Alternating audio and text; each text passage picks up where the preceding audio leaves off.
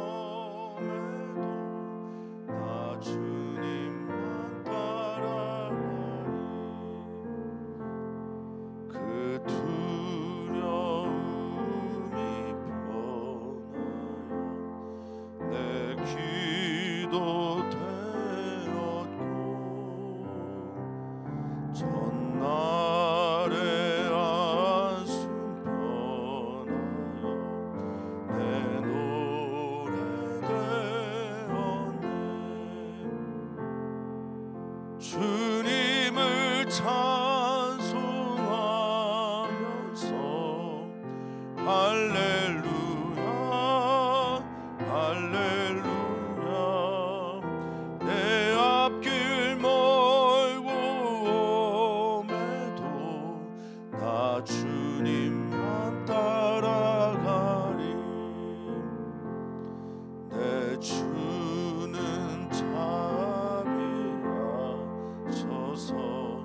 늘 함께 계시고 내 궁핍함을 아시고 늘 채워주시네 주님을 찬송하면서 할렐루야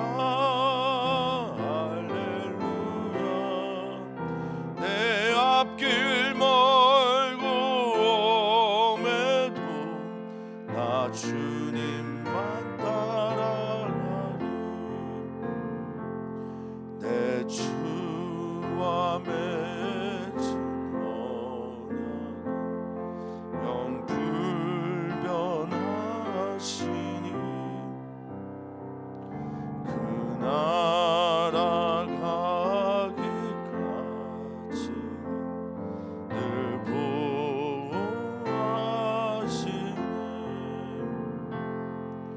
주님을 찬송하면서 할렐루야 할렐루야 내 앞길 멀고 험해도 나 주님만 따라가리 아멘, 아멘. 하늘 위에서는 주밖에 내가 사모할 자가 없습니다. 땅에서도 그렇습니다. 우리는 땅을 밟고 사는 존재이면서 동시에 하늘을 바라봐야만 또한 숨을 쉬며 살 수 있는 존재입니다. 흙으로 만들어진 우리 육체에 주님의 생기 불어와 우리가 비로소 생명이 된 것처럼 우리의 삶의 자리는 언제나 땅의 일들로 가득합니다. 땅에서 나오는 정욕, 욕심, 또 죄악. 그때 하늘을 바라보면서 숨을 쉬고 하늘을 바라보면서 주님의 뜻을 묻는 우리 모두가 되게 해 주시옵소서. 오늘도 우리의 인생길에서 주님을 만나고 싶습니다. 우리에게 찾아오셔서 말 건네주시고 손 건네주시면서 내 말 들어다오 내 손 잡아다오 말씀하시는 주님과 함께 동행하는 우리들 되게 해 주시옵소서. 감사함이 예수님의 이름으로 기도합나이다. 아멘. 하나님의 말씀입니다. 하나님 말씀은 사무엘하 16장 1절에서 14절까지 말씀입니다. 한 목소리로 읽겠습니다. 다윗이 마르턱을 조금 지나니 무비보셋의 종 시바가 안장 지은 두 나귀에 떡 200개와 건포도 100송이와 여름과일 100개와 포도주 한 가죽 부대를 싣고 다윗을 맞는지라. 왕이 시바에게 이르되 내가 무슨 뜻으로 이것을 가져왔느냐 하니 시바가 이르되 나귀는 왕의 가족들이 타게 하고 떡과 과일은 청년들이 먹게 하고 포도주는 들에서 피곤한 자들에게 마시게 하려 함이니라. 왕이 이르되 내 주인의 아들이 어디 있느냐 하니 시바가 왕께 아뢰되 예루살렘에 있는데 그가 말하기를 이스라엘 족속이 오늘 내 아버지의 나라를 내게 돌리리라 하나이다 하는지라. 왕이 시바에게 이르되 무비보셋에게 있는 것이 다 내 것이니라 하니라. 시바가 이르되 내가 절하나이다. 내 주왕이여 내가 왕 앞에서 은혜를 입게 하옵소서 하니라. 다윗 왕이 바울임의 이름에 거기서 사울의 친족 한 사람이 나오니 게라의 아들이요 이름은 시므이라. 그가 나오면서 계속하여 저주하고 또 다윗과 다윗 왕의 모든 신하들을 향하여 돌을 던지니 그때 모든 백성과 용사들은 다 왕의 좌우에 있었더라. 시므이가 저주하는 가운데 이와 같이 말하니라. 피를 흘린 자여 사악한 자여 가거라 가거라. 사울의 족속의 모든 피를 여호와께서 내게로 돌리셨도다.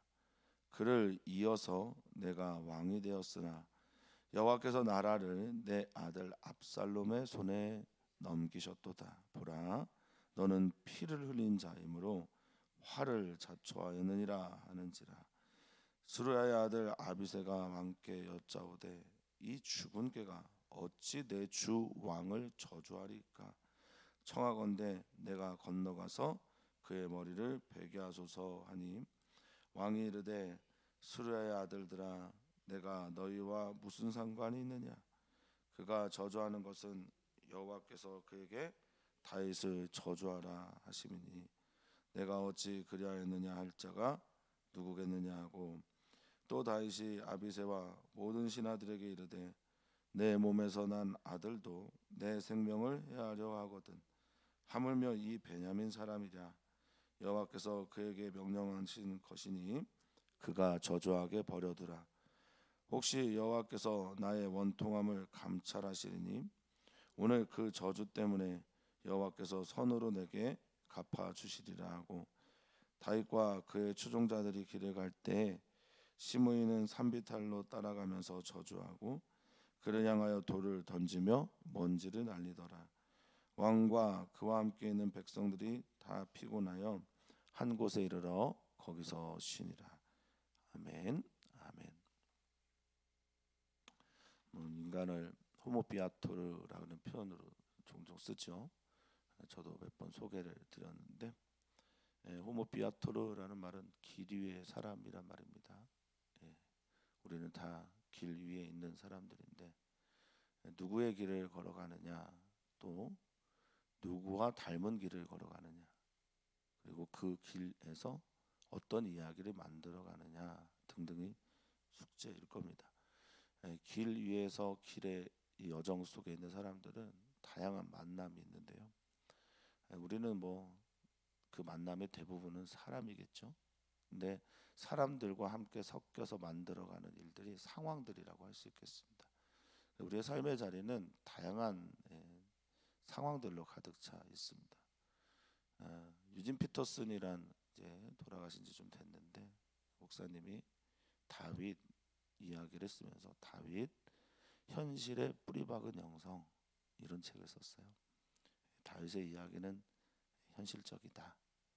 인간사에서 이 길 위에 서 있는 사람들에게 일어날 수 있는 일어날 법한 일들을 적어 놓았다라고 그렇게 말하면서 그 속에서 하나님을 어떻게 찾아가느냐가 진짜 영성이다라는 이야기를 하는 겁니다. 현실과 동떨어져 있는 이야기가 영성이 아니라 현실에 깊이 뿌리 박아서 그 속에서 삶과 부딪히고 하나님께 나아가는 그런 이야기가 바로 영성의 이야기다라고 하는 거죠. 사랑하는 성도님들에게 다양한 일들이 있을 겁니다. 어떤 때는 숨기고 또 어떤 때는 괴로워하고 아파하는 다양한 이야기들이 있을 텐데 그 속에서 하나님을 찾아가는, 하나님을 구하는 우리 모두가 되었으면 좋겠습니다.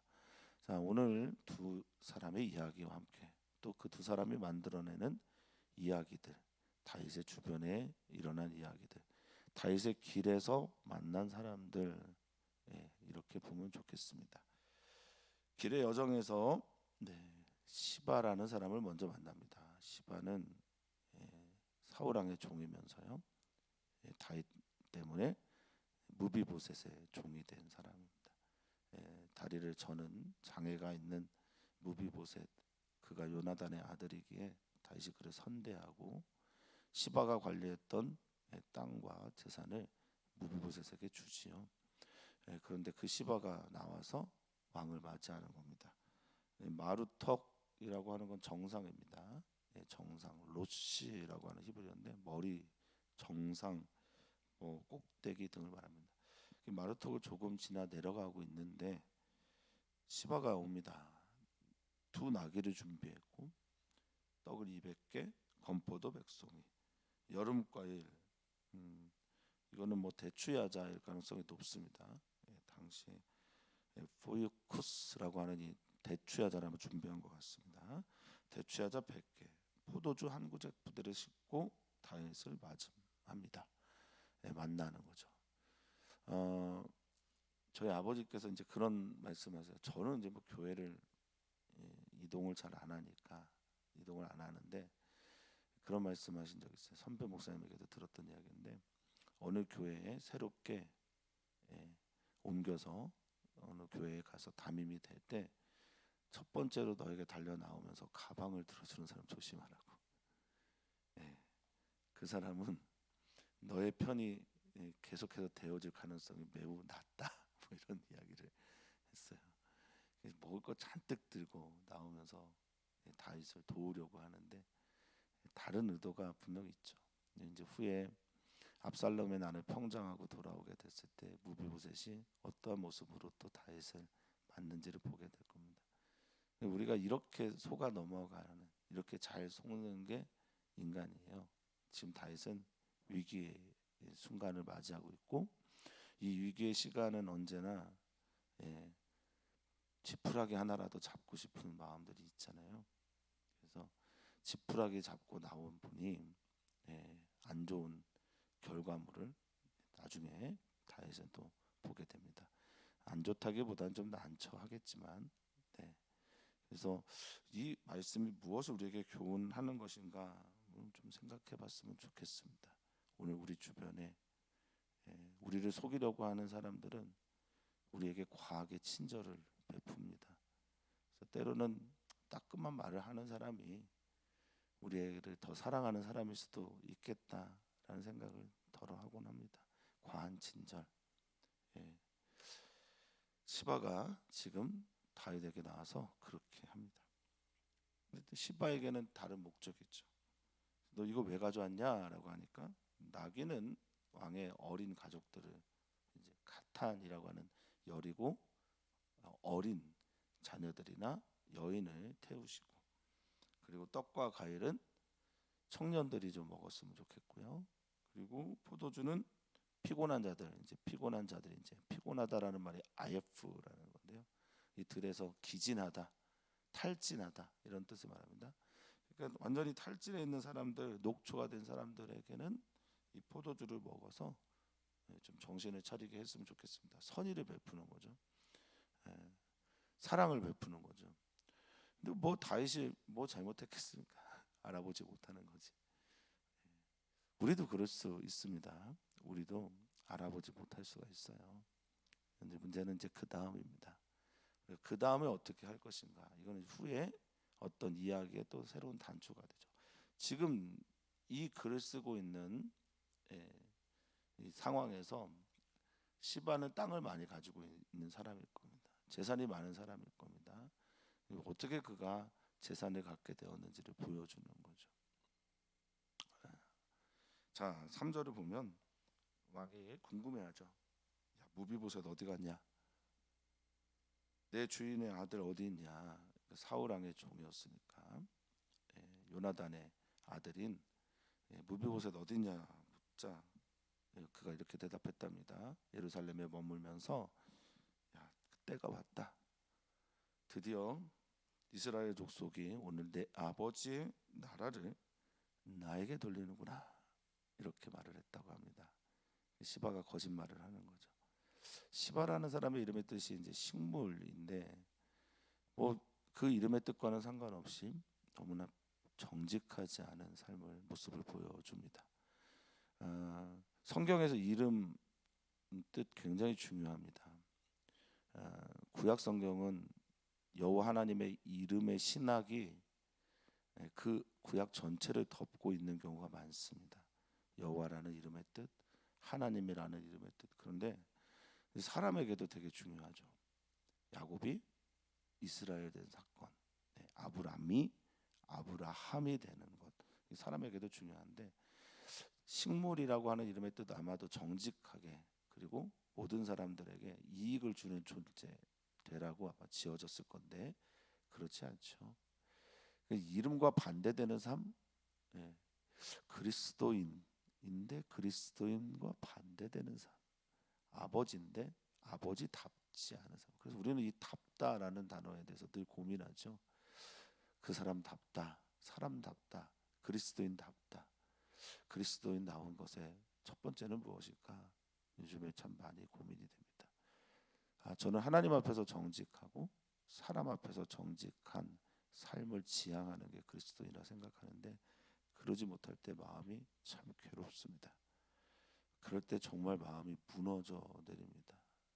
삶이 지치고 힘듭니다. 그래도 하나님 바라보면서 오늘 여기 나와 있는 다윗의 위기의 순간의 다윗의 현실은 참 거짓도 많고 속일 수밖에 없고 또 속임을 당할 수밖에 없는 이야기들이 너무나 많습니다. 우리 현실 같아요. 제 모습이 보입니다. 어찌됐든 시바는 이렇게 거짓말을 합니다. 무비보셋이 그런 얘기 한 적도 없는데 드디어 이 왕국이 이 나라가 이 마물라쿠트라고 하는 나라는 아마 주권일 겁니다. 통치권, 이 권한이 내게 왔구나라고 무비보셋이 얘기했다라는 거예요.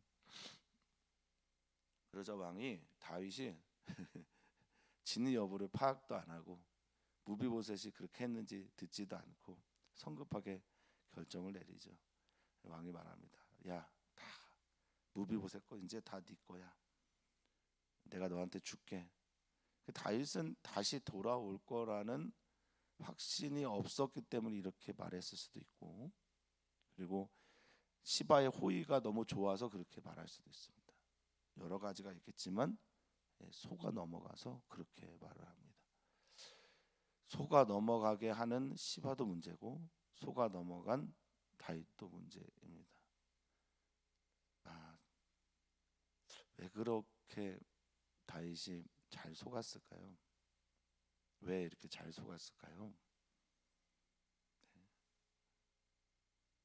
뭐 우리도 잘 속는데 뭐 다윗이 왜 잘 속는지를 묻는 건 좀 그렇겠지만 다윗의 모든 결정이 하나님 없는 결정이 위기의 순간에 계속 일어나고 있어요.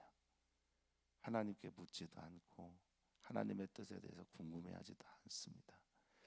위기의 순간에는 더 하나님께 집중해야 되는데 우리는 위기의 순간에 더욱 하나님과 멀어지려는 경향이 있습니다. 다윗도 그렇고 우리도 그렇다라는 겁니다. 자신을 좀 살피는 시간이 되기를 바라겠습니다. 어떤 분은 힘든 시간이 오면 기도하러 오십니다. 어떤 분은 힘든 시간이 되면 기도하러 나오는 게 아니라 입이 나오십니다. 우리는 어떤 길을 선택해야 하는가? 기도의 시간에는 정말 기도하셨으면 좋겠습니다. 내가 절합니다. 얼마나 감사하고 좋았겠어요, 시바. 그리고 속였는데 그게 통했어요. 속였는데 그게 그대로 됐어요. 얼마나 좋았을까. 그래서 뒷말이 이렇게 됩니다. 내가 내 왕 앞에서 은혜를 입게 되기를 바랍니다. 나중에 진짜 왕이 와서 돌아와서 그 은혜를 입었으면 좋겠습니다라고 말합니다. 자, 이제 다윗이 감람산 마루 꼭대기에서 이제 내려갑니다. 거기가 이제 바울임이에요. 이 바울임은 다윗에게 추억이 있는 곳입니다. 다윗이 이스보셋 아브넬에게 요청을 하죠. 데려와라, 미갈 좀 내게 데려와라. 그럴 때 이 미갈의 이제 전 부인 남편이었던 말디엘이 여기까지 쫓아왔던데 여기 바울임입니다. 역사적인 자리죠. 그러니까 다윗은 기억하고 있었던 그곳에서 한 사람이 나오는데 시므이라는 사람이에요. 시므이라는 사람의 이름의 뜻이 유명한입니다. 근데 악명 높은으로도 유명할 수 있죠. 그러니까 유명한 사람이 선한 이름으로 유명해질 수도 있지만 선한 그 뜻과 의지와 업적 때문에 유명할 수도 있지만 악명 높을 수도 있어요. 어쨌든 시므이는 유명한 뭐 이런 뜻이고 여호와의 말씀을 듣다라는 뜻도 있습니다. 어쨌든 이 시므이가 나오면서 저주를 하는 거예요. 근데 5절에 나오면서 계속 저주했다라는 거는 나왔다라는 말이 야차고 계속해서도 야차예요. 그러니까 나오다 따라가다 이런 뜻입니다. 그러니까 쫓아가면서 저주를 하는 거예요. 진짜 피곤하겠죠. 이 저주하다라는 칼날이라는 히브리어가 무시하다, 멸시하다, 천대하다, 비천하게 여기다, 가볍게 경시하다 이런 뜻을 가지고 있어요. 그러니까 나오면서 막 저주를 하는 겁니다. 위기이고 힘들고 지쳐 있고 도망가는데 옆에서 계속 조롱하면서 비난합니다. 우리는 그런 그리스도인이 되어서는 결코 안 됩니다. 난민이 찾아왔다라고 하면 그 난민에 대해서 어떻게 해야 됩니까? 쫓아다니면서 저주해야 됩니까? 어떤 사람이 강도를 만났습니다. 그 사람 강도를 만났으면 어떻게 해야 됩니까? 쫓아다니면서 저주해야 됩니까? 어떤 사람이 정말 하나님 앞에서 누가 봐도 죄라는 것을 지었습니다. 어떻게 해야 됩니까? 돌을 들어 던져 쳐야 됩니까? 우리는 그러지 않았으면 좋겠습니다. 다윗이 아프고 위기의 경험을 하게 될 때 어떤 이는 진실하게 다윗 편에 섭니다. 근데 어떤 이는 다윗을 이용해 속이려고 합니다. 그리고 여기가 또 한 사람은 그 약한 다윗에 향해 저주를 퍼붓습니다. 보입니까? 우리들의 삶의 자리에서 그렇게 하고 있는 다른 사람들이 혹시 보이십니까? 우리 주변에 이런 사람들 참 많습니다. 내가 약해지면 약해질수록 더 조롱하고 비웃는 사람들이 있습니다. 겸손해지면 겸손해질수록 더 찾아와서 나의 겸손을 이용하고 조롱하는 이들이 있습니다.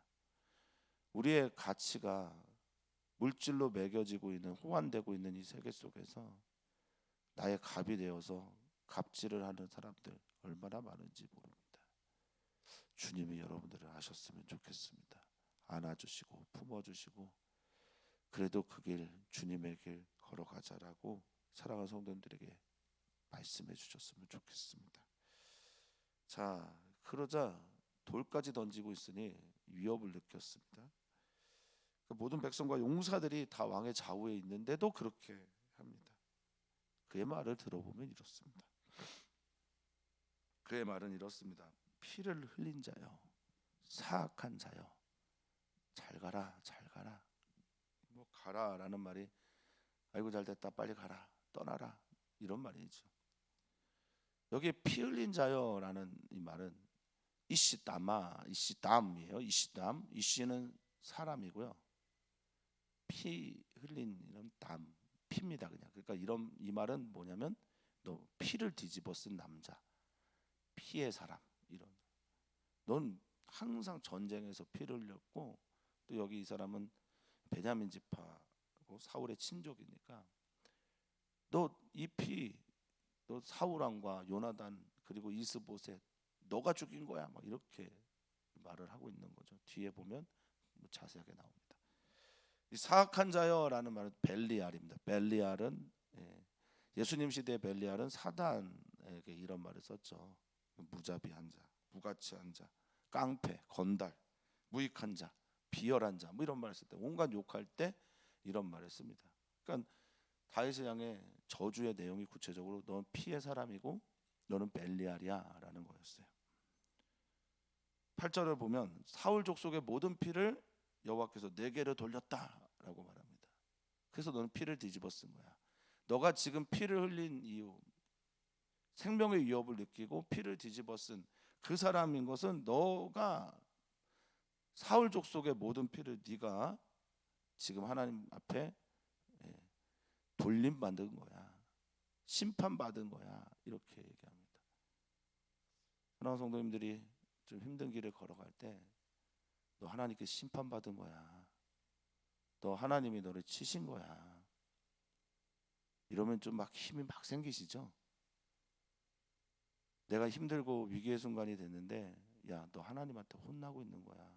그럼 막 속에서부터 힘이 솟아나십니까? 분이 솟아나십니까?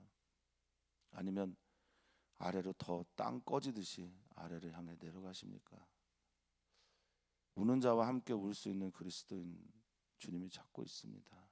웃는 자와 함께 웃을 수 있는 즐거워하는 그리스도인을 주님이 지금 찾고 계신 거라 저는 믿습니다. 근데 시므이는 앞에서 계속 조롱합니다. 네가 사울 왕을 대신해서, 여기 이어서라는 말은요 타트라는 말인데 성경에서는 대신해서라는 말로 훨씬 더 많이 쓰입니다. 그러니까 너가 사울 왕 대신에 왕이 되었는데 이제는 네가 이 왕권을 너의 아들에게 뺏길 거야.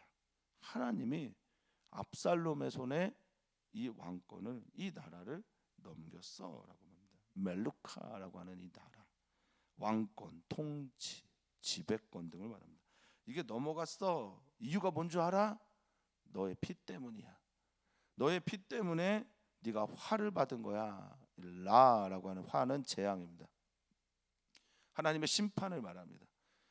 그러니까 너가 피 흘렸기 때문에 하나님이 그에 응당한 처벌, 그걸 너에게 지금 주는 거야 라고 말합니다.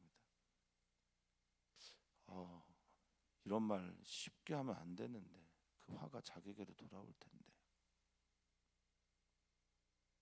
사랑하는 성도님들의 어떤 대상을 향해 서 있을 때 성도님들은 저주가 많습니까? 복이 많습니까?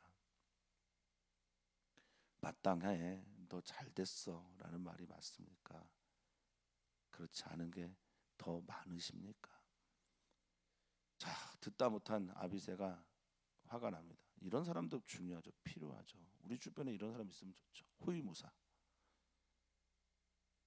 저 죽은 개가 뭔데 이 개는 당시에는, 지금은 뭐 강아지 참 반려견이라 사랑 많이 받지만 당시의 개는 부정하고 저주스러운 동물이었죠. 의외로 문자적으로 성경을 이해하는 분들 중에 강아지를 키우는 분들이 많아요. 그리스도인 중에. 무슨 어쨌든 당시에는 이랬다는 겁니다. 이 개가 저주와 또 부정과 가증스러운 동물의 상징이었어요. 그러니까 우리가 욕할 때 개 아들 뭐 이런 욕을 하잖아요. 예전부터도 그랬던 거죠. 자, 저 개 같은 존재가 왜 왕을 저주합니까? 내가 가서 저 머리를 확 베버리겠습니다. 여기 베다라는 말이 이제 수르인데요. 잃어버리게 하다, 길에서 떠나게 하다 이런 뜻입니다. 그러니까 내가 그를 한 칼에 죽여버리겠습니다. 그래서 왕이 대답합니다. 이 저주를 받습니다. 다이 참 안타깝습니다만 누군가 우리를 저주할 때 우리가 그런 일들 좀 경험하죠. 비난할 때, 비난을 받을 때, 종종 정말 저주거리가 되고 놀림거리가 될 때 우리는 어떻게 이 말들을 받고 하나님께 올려드려야 되는 거야. 다윗은 이렇게 합니다. 너 나하고 상관이 없어. 수르야의 아들, 내 조카들이여. 이 일들은 너하고 상관이 없다. 너희들의 문제가 아니라 내 문제야. 저는 시므이는 너희를 저주한 게 아니라 나를 저주하고 있는 거야 라고 말합니다. 이건 내 얘기야, 내 문제야. 그가 저주하는 것은 하나님이 시켰다고 말합니다. 하나님이 정말 시켰는지 안 시켰는지 모르겠는데, 시므이의 말을 통해서 누굴 보고 싶은 거냐면 지금 여호와 하나님을 보고 싶은 거죠. 그러니까 비난이 하나님으로부터 비롯됐느냐 하나님으로부터 비롯되지 않았느냐를 체크하는 게 우리 삶에서 정말 너무너무 중요합니다. 성도님들, 목회자가 실수로 아니면 또 의도적으로 혹은 설교 중에 우연히 내게 깊은 상처가 되는 말들이 들려올 때가 있어요.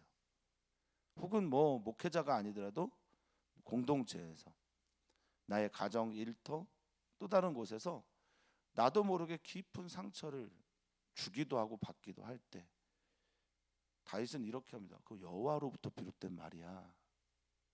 우리도 똑같이 그게 하나님으로부터 비롯된 말인지 아닌지를 반드시 점검해야 된다라는 거예요. 성도님들은 어떻습니까? 어떤 사건이 일어날 때, 또 어떤 말이 내게 들려올 때 하나님으로부터 비롯된 말인지 아닌지 점검하고 체크하셨으면 좋겠습니다. 그러면 그것에 마주 대할 수가 있어요. 다윗을 저주하라고 하나님이 하신 것이니 너 왜 그렇게 했어? 라고 말할 자가 누구냐라고 다윗은 말을 합니다. 그리고 다음 이야기가 진짜 다윗의 마음이에요. 야, 내 자식도, 내 아들도, 내 몸에서 난 내 아들도 내 생명을 해하려고 한다. 여기 해하다라는 게 마카시라는 말인데요, 찾다라는 거예요. 찾아가는 거예요. 구한다라는 뜻입니다. 요구한다라는 말입니다. 그러니까 내 자식도 나를, 내 목숨을 요구하고 찾고 해하려고 하는데, 아이고 저 베냐민 사람 당연하지 않겠냐. 여호와께서 명령하신 거야. 압살롬도 또 시므이도 다 하나님 때문이라고 말하고 있는 거야. 그가 저주하도록 냅둬라. 압살롬을 내가 피하는 것도 하나님 때문이야. 하나님으로부터 비롯됐다고 내가 생각하기 때문에 그런 거야 말합니다. 얼마나 비참할지, 얼마나 괴로울지. 정말 최악의 상황 아닐까 생각이 듭니다. 내 자식이 나를 죽이려고 해. 너무 생각만 해도 끔찍합니다. 얼마나 무서울까, 얼마나 또 자괴감에 빠질까. 이게 말로 표현이 되는 이야기가 아닌 것 같아요. 그러면서 다윗이 이 문제를 풀 수 있는 유일한 분을 소개를 하는데, 만약에 저들이 정말 여호와께서 그렇게 하게 하신 거라면 나는 12절에 혹시 여호와께서 나의 원통함을 감찰하셨으면 좋겠다. 이 감찰하다가 라라는 말입니다. 보다, 알다, 주의 깊게 살피다 이런 말인데, 여호와께서 나의 고통을, 내 괴로움을, 내 슬픔을 좀 자세히 보아주셨으면 좋겠다. 그리고 저가 저주하는 그 저주 받고, 여기 저주 때문에는 타트입니다. 대신에 이거죠. 저주 대신에 내가 저주 받고 하나님이 나에게 너 잘못한 거 심판 딱 여기까지야 라고 하면서 이것을 선으로 바꿨으면 좋겠다. 주님 나를 감찰하시고 보시면서 나의 이 저주를 선으로 좀 바꿨으면 좋겠다 기도합니다. 우리 안에 다윗 같은, 다윗보다 더 심한 어려움과 아픔이 있는 경우들이 참 많습니다. 그때 하나님을 향해 우리의 시선이 가기를 소망합니다. 하늘 위에 주님밖에 없고요, 땅에서도 그러한 이유는 하나님이 우리의 아버지이시기 때문에 그렇습니다. 하나님 우리를 감찰해 주십시오. 우리를 살펴주십시오. 우리를 보아주십시오. 우리의 저주와 괴로움과 고통을 하나님의 선 톱으로 좀 바꿔 주십시오. 그렇게 기도하는 오늘이기를 소망합니다. 자, 그러면서 다윗은 이제 길을 따라 내려가는데요. 다윗과 그의 추종자들이 길을 따라 내려가는데 쫓아 내려오면서 저주를 합니다. 그리고 돌을 던지고 먼지를 납니다. 이 먼지를 날리다라는 게 티끌을 이게 덮다라는 뜻이거든요. 아파르예요. 그러니까 먼지, 잿더미를 확 날리면서 저주할 때 쓰기도 합니다. 뭐 재수 없다라는 거죠. 아유, 저 나간다, 소금 뿌려라, 뭐 이런 말이 있습니다. 저주합니다. 쫓아다니면서 저주합니다. 약해지니까, 힘이 없으니까, 쫓겨가니까 이거 죽일 수 있는 거죠. 아비사한테 명령하면 금방 죽이지 못했겠습니까? 용사들이 그 옆에 있는데. 이게 마음이 무너지니까 의욕까지 무너지는, 저주에 대해서, 비난에 대해서 그냥 몸으로 받아들이고 있는 게 지금 다윗의 모습입니다. 왕과 그와 함께 있는 백성들이 도망가고 쫓겨가는 것도 피곤한데 저주까지 받으니 얼마나 피곤하겠습니까? 다 피곤합니다. 아예프, 탈진, 기진, 히브리어로 아예프인데요. 탈진하고 기진하고 소멸되었다는 뜻입니다. 완전히 곤배해서 쓰러져 있는 지경인데 주님께서 한 곳을 예비해서 거기서 한숨 돌렸다, 이 정도입니다. 여기 뭐 한숨 돌렸다라고 하는 나파시라는 말은 장면을 좀 전환시키기 위해서 쓴 단어지 뭐 특별한 의미는 없는 것으로 보입니다. 이제 뭐 예루살렘에서 어떤 일이 일어나고 있는지를 보려고 나파시라는 단어를 쓴 거죠. 오늘 하나님께서 우리에게 주시는 말씀은 뭘까요? 반복해서 계속해서 이야기하는 겁니다. 하나님 마음에 합한, 또 마음에 맞는 다윗도 이런 일을 경험할 수가 있다라는 겁니다. 굉장히 현실적이다. 이 현실 속에서 속고 또 속임을 당하고 그리고 저주를 받고 놀림을 받고 약해져 있는 그 일들을 온몸으로 받아들이고 있는 게 다윗의 이야기입니다. 누구 탓이냐 뭐 이런 거 중요하지 않습니다. 왜인가 이것도 중요하지 않습니다. 우리에게 정말 중요한 건 그런 일이 일어났고 그런 일을 어떻게 벗어나느냐가 중요하지 않을까요? 다윗이 찾습니다.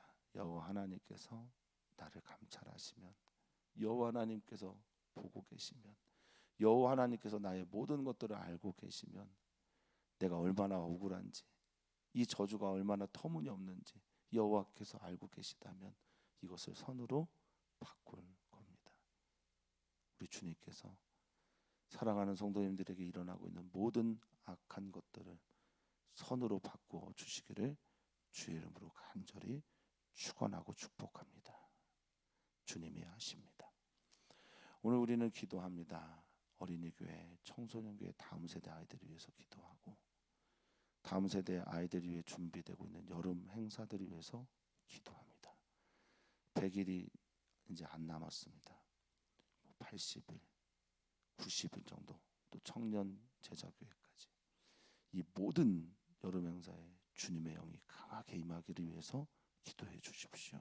선생님들을 위해서 기도해 주시고 이를 위해 준비하고 기도하고 있는 목사님을 위해서도 기도 부탁을 드립니다. 하나님, 주님밖에 없습니다.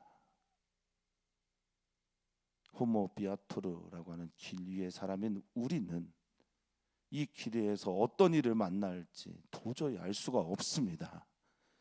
그런데 주님밖에 없습니다.